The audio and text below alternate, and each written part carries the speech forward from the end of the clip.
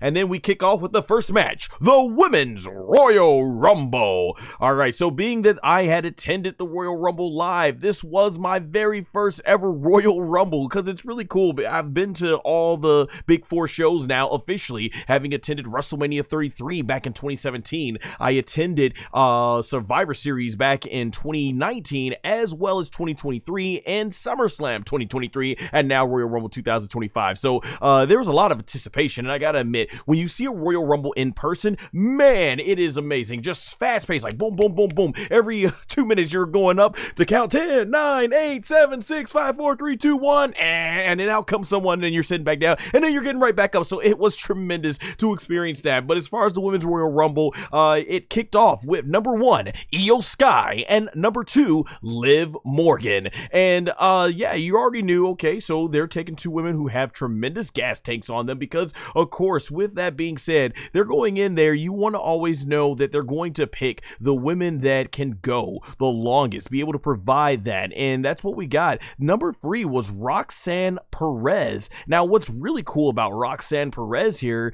and let me see, I got it up here on the WWE notes right here. Roxanne Perez went, I believe, let me look here. She went 1 hour and 7 minutes and 47 seconds, breaking Bayley's record for being the all-time most in terms of Royal Rumble length. So no one has withstand the Royal Rumble longer, has been in the Royal Rumble match longer than Roxanne Perez. Huge endorsement. I thought she had a great performance being able to go that long. So that was definitely tremendous to see on that part. And then as we go through here, Lyra Valkyria came out. She got a great ovation. It was good to see her. We had Chelsea Green, so that was cool to see. She got a huge ovation, and thankfully she's spending more time in these Rumble matches than she did when she first appeared in what was at the 2023 eliminated in 5 seconds. From there we had B-Fab, who's been getting a lot more TV time, so that was awesome. Zoe Stark, so I'm gonna say this about Zoe Stark, she didn't get that much of a reaction coming out, being there in attendance at Lucas Oil Stadium.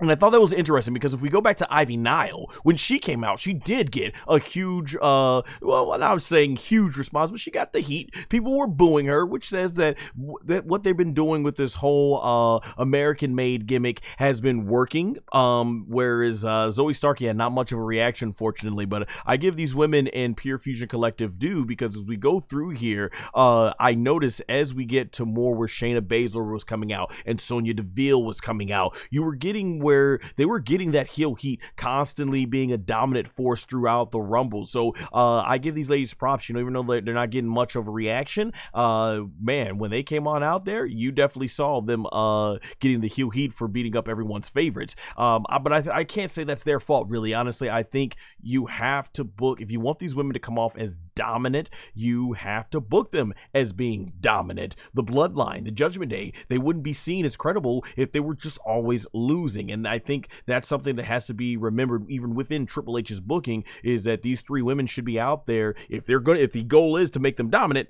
then you make them dominant by winning and instead of always losing. So as we go down the line here, Lash Legend came out and she was, man, I have to admit, yeah, definitely seeing in person Lash Legend, she just towered over a lot of the women, like, man, like Amazon style, basically. Yeah, she compared to it, she was definitely a lot more larger, you know, because she has a much more bigger Amazon, more like Amazon muscle physique and everything. So she definitely could be the monster, basically, of the women's division in terms of just how dominant she was. So it was great to see Lash Legend. And then out came Bianca Belair, which was my pick for the Royal Rumble. So I went crazy, the audience went crazy, and Bianca Belair, woo, her whole entire entire performance was very impressive. There's this one spot where she's basically getting in the ring, one woman comes in and she's beating them like boom, boom, boom, and she's like, okay, you want some too? Does a backflip, and it goes like boom, boom, both of them said, oh, you want some too? Does another backflip on a 3, it's like boom, boom, and the fourth powerful and say, you must want that work too. Does a whole another backflip, and then basically she starts going like bam, bam, once, beating all 4 women down in the corner, and the audience was going wild for this, man. This was good.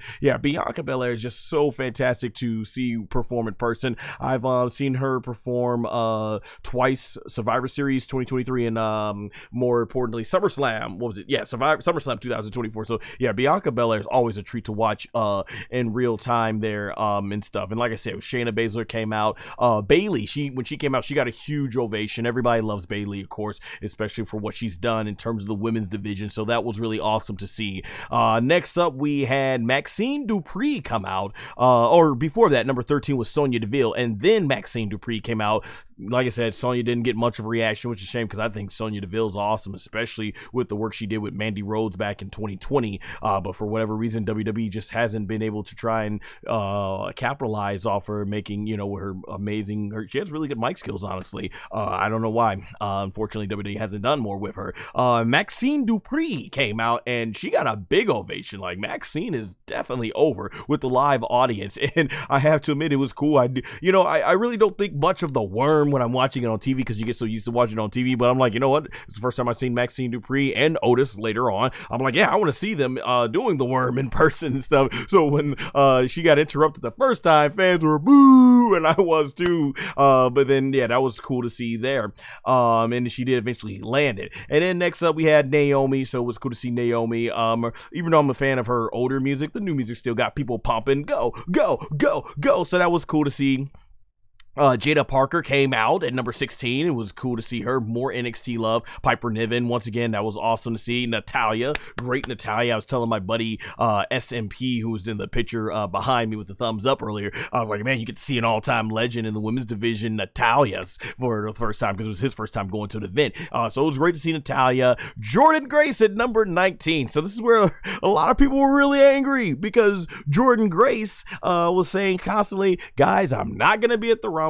I'm visiting my mom. It's her 50th birthday party, and I'm not gonna miss that. And she even uploaded a which at this point obviously was probably a mock-up plane ticket, basically, and it had like all the important information blacked out and everything. But and I think one of the biggest things to remember about this Royal Rumble, ladies and gentlemen, is that you can't get so caught up into what a lot of these stories are saying. I mean, honestly, my whole reaction was, okay, if she's not going to be there and she wants to be with her mother, totally understandable. But if she is and she's just trying to work everybody, then fine. You know what I'm going to do? I'm not going to get caught up in it one way or the other. I'm just going to see what happens, because the best thing is when the show actually does happen. So Jordynne Grace came out to a huge ovation, so it was great to see. I kind of figured she was probably going to be in there. She just signed with WWE, so it was great to see her. Michin came out next. She got a pretty good reaction and everything. Alexa Bliss, number 21, Alexa Bliss. So if you want to know who got the biggest pop in the women's Royal Rumble and who people went crazy for, it was definitely Alexa Bliss. When that countdown hit 3, 2, 1, and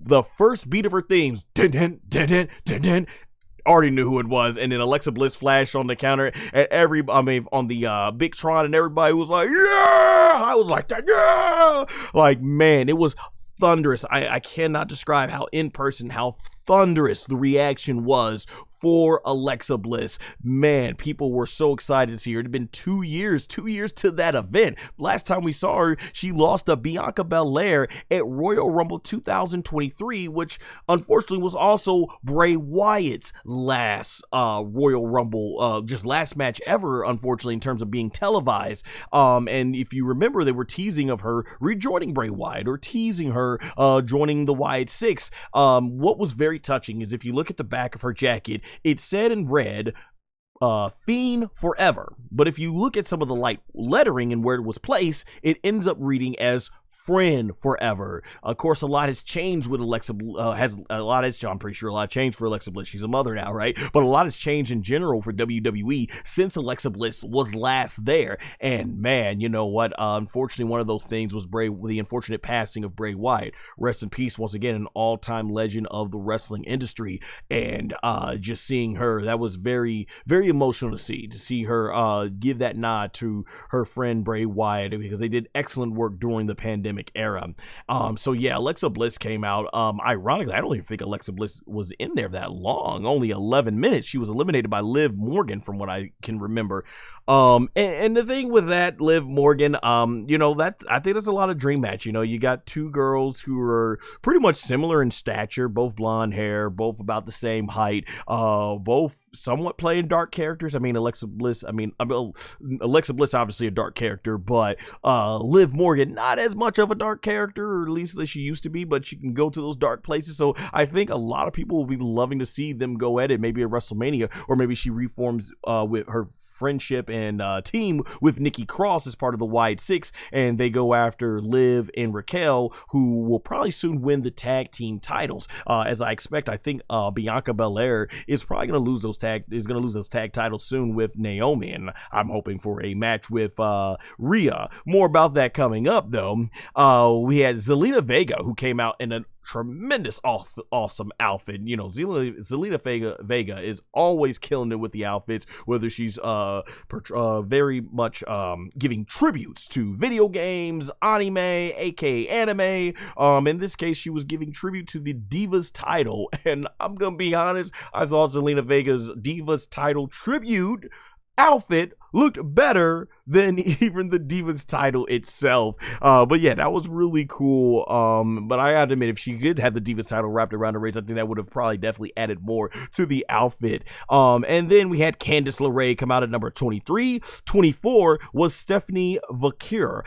So it was great to see, and everything. Just great to see, once again, some of the NXT stars. So at this point, you're not getting a lot of surprises until our number 25th entry. Take a break of water, sip of water here for break.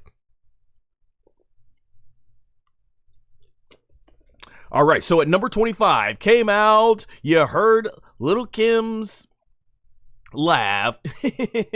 Oh, it's time to rock and roll. Oh yes, Trish Stratus comes out. Now for me, this was awesome, because in the 25 years that Trish Stratus has been around the WWE, both off and on as full-time and part-time, I've never seen her wrestle in person, so this was tremendous for me. Of course, I'm going to pop to see one of the all-time great WWE women's legends in the business, because, man, I never thought I'd ever get to see the chance of Trish Stratus wrestling in person, and here it was. She got a thunderous ovation coming out, and, man, tremendous. Once again, I cannot help but give much praise to Trish Stratus. I mean, man, you know, she has definitely aged like fine wine. I mean, look at how she looked back in 2000. Look how she looks in 2025. Look at how well she still moves in the ring. You know, Trish Stratus is almost at, I think, about like 50 years old, and stuff, and she's still able to go at a pretty high level. That is tremendous. That is age goals. So yeah, Trish Stratus I thought was absolutely fantastic. Basically coming in here, it was great to see. One of the best things I will have to say about having gone to WWE events since like 27. Well, I started going in 2007, but 2017 is when I kind of started going on a little bit more regular basis. I've been able to see Bill Goldberg, Sting, and now Trish Stratus. Like, these are three people who I never thought I would have the opportunity, because unfortunately as a kid I didn't get a chance to go to these events, and so by the time I did when I was a teenager, most of them were gone. I mean, Sting was still in TNA, but that was all the way in Florida, and I wasn't going to be traveling to Florida like that, so that was cool. But yeah, it was awesome. Awesome to see Trish Stratus out there. And then number 26 was Raquel Rodriguez. Got a pretty much okay pop and everything, as you probably would expect. After that, next we had number 27, which was Charlotte Flair, and this was obviously one of my two picks to win. She actually got a great ovation. You know, a lot of people are going to be wondering, you know, probably what in the world was the ovation like when it came to Charlotte Flair and everything. And man, I have to say it was pretty good. Charlotte Flair's whole presentation coming out, they gave her fireworks, which I guess a lot of people didn't like. She did get the grandiose type of treatment and things like that. But yeah, fans were very happy to see her. I was happy to see her because honestly, you know, whether you're a fan of Charlotte Flair or not, the fact of the matter is she loves what she does. a lot of these pro wrestlers, they absolutely love what they do, and when they're injured and that's taken away from them for a whole year, that's a year of their career they'll never get back, and especially for someone like Charlotte Flair, who's aging near 40, I think she still obviously has a lot left in the tank, but a lot of that, you're still in your prime years, your 20s, your 30s, you're still in your prime years, and you don't want to lose that, right? You want to be able to spend as much time, if you're going to take a long time away from the ring, you probably want that to be when you're part-time, when you're coming in. But when you can still absolutely go for 12 months straight, year in and year out, you don't want to lose that time. So I do feel bad for Charlotte in that sense, and everything. So I'm glad that she was able to come back and get things going there. So that was fantastic. Basically, next up, going into where we were, number 29 was Nia Jax. And basically with Nia Jax, what was interesting here in terms of this was she was the monster, and it was very strategic in the way they were utilizing Nia Jax for this. Number 30 though comes out, and a lot of people were hoping AJ Lee, and we get "You can look but you can't touch." Yes, Nikki Bella is back, and there was a lot of talk, basically, of course, on the internet that Nikki Bella was working on a full-time or part-time or full-time deal to come back to the WWE, and so there she is. Now, being there in the audience, it was kind of, I would say, a mixed reaction. Half the crowd was cheering loud, half the crowd not so much. My boy SMP, who was sitting next to me, he was really all psyched. He was psyched for every entrance, and then when he got to that last countdown, 3, 2, 1, he heard "You can look but you can't touch." He ended up going like, and he looked over to me and he was like, gave me the biggest poker face and everything. And I guess on TV there was a VIP section in there where they were watching it on screen but hearing the audio of the actual from the arena, and I guess a lot of these men and women were just sitting right on their hands, not reacting at all, just looking at her come out. And then, like I said, in the audience, it was half people were disappointed, like, oh, and others were like, yeah. Let's be honest, Nikki Bella definitely is popular. Man, I remember I did photography work for one of my buddy's cousins, and she doesn't watch wrestling, but she knew who the Bella twins was, and that's when it really struck to me that, oh wow, Nikki and Brie are a lot popular than I gave them credit for. And so CM Punk, and this goes back into more of what I'm saying about how you can't get too caught up in what the internet says all the time. CM Punk did an interview where he says, "Oh, I know who's going to be in the Women's Royal Rumble, but I can't." And he looks toward the camera and he's like, "I can't say, or else I'll get in trouble." And people automatically assumed, like, oh, he's clearly talking about his wife, AJ Lee. And so everybody was getting hyped up, and they're counting, come on, it's number 30, it's got to be AJ Lee. And yes, believe me, I would have loved to have seen AJ Lee return to WWE after over a decade away. Or yeah, I think it's been, actually a decade, right? She left WWE or retired in 2015. Would have been awesome to see. And that place would have became unglued. If we would have heard "Light It Up," boom, everybody would have been lighting up their reaction. But until it happens, it happens. That's what I say. You can't get so caught up into all this. Nikki Bella, honestly, knowing people's expectations, I think Nikki Bella would have been better served maybe bringing her out earlier, and then maybe take a heel or Nia Jax and bring them out at number 30, get that heel heat. I just think maybe Nikki Bella's pop would have been bigger had she came out somewhere before 30, like in the one digits or the teens or 20 section and stuff like that.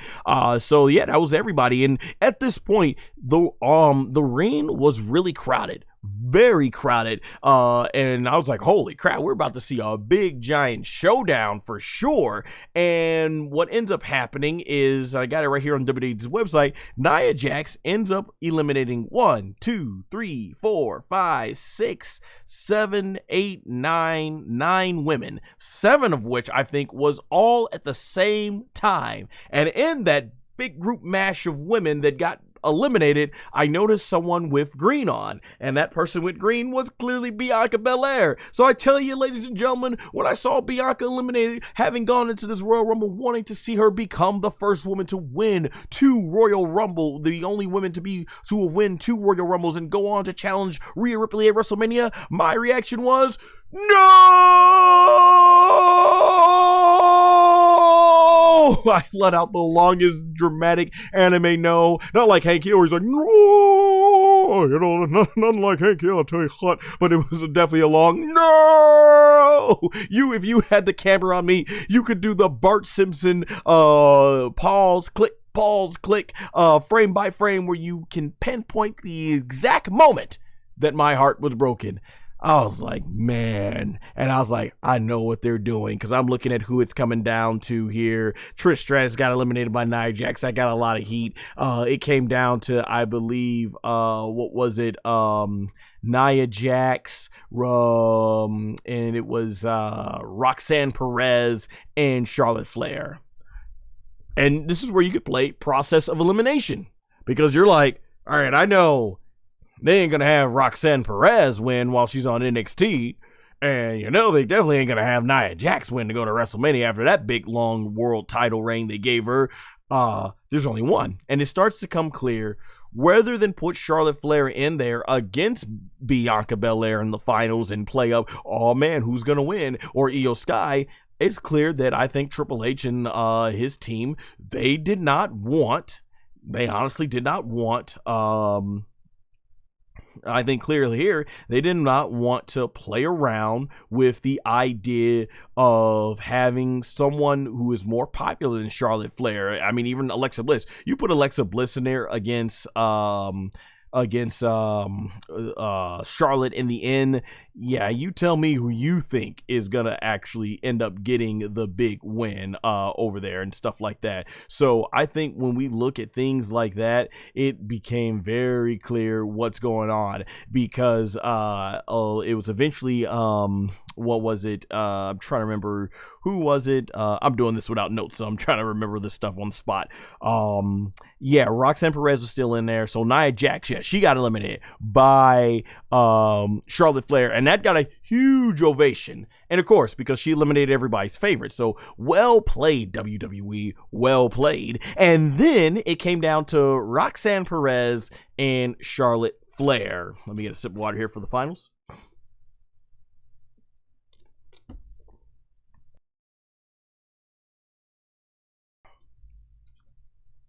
All right, so when it came down to Charlotte Flair and Roxanne Perez, it was just a foregone conclusion. We knew exactly what was going to happen here. And very similar to how Charlotte Flair won in terms of sequences, how she won in her first Royal Rumble back in 2020, and back in 2020, she eliminates Roxanne Perez and goes on to become your official 2025 Women's Royal Rumble winner.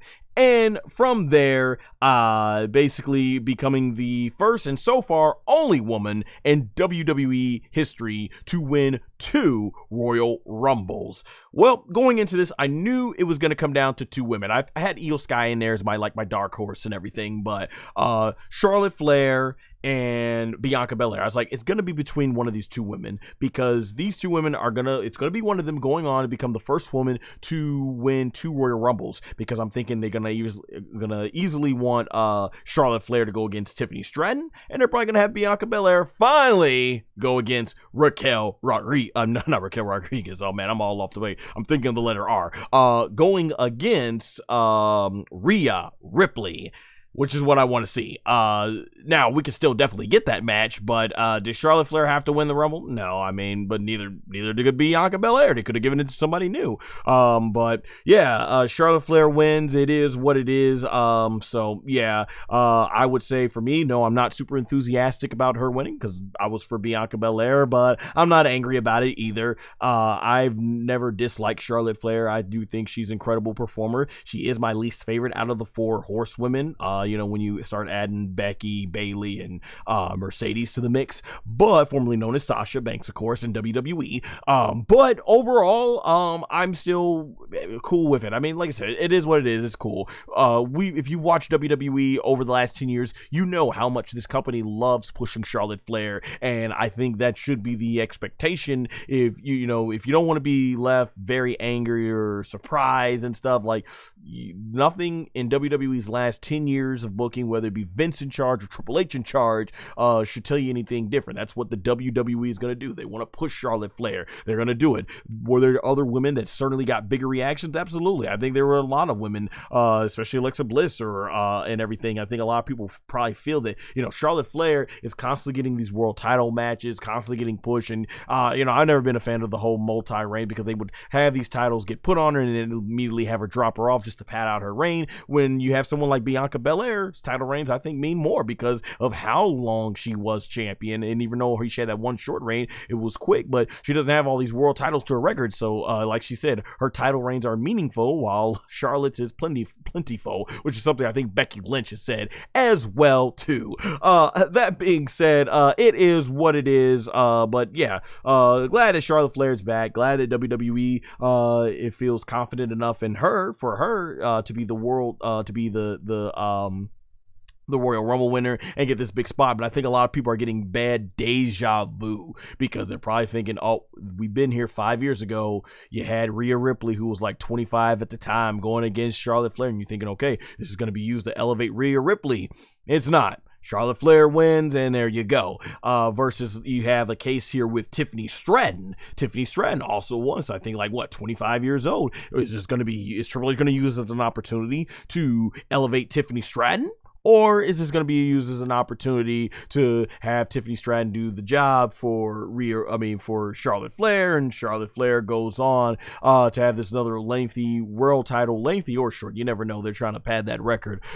John Cena eventually says he wants to win the 17th title reign to shake hands with the person that eventually reaches 18. I do think that person will be Charlotte Flair. She will end up with the most world title reigns out of any man or woman in WWE history. That's exactly how I see that going down. So, like I said, it is what it is. Charlotte Flair wins and goes on, but overall, I did enjoy the Royal Rumble. I actually thought it was better than last year and stuff. I'm surprised, though. No Jade Cargill, no Becky Lynch was put in here. So, I thought they might make some returns here, but I guess WWE doesn't want to.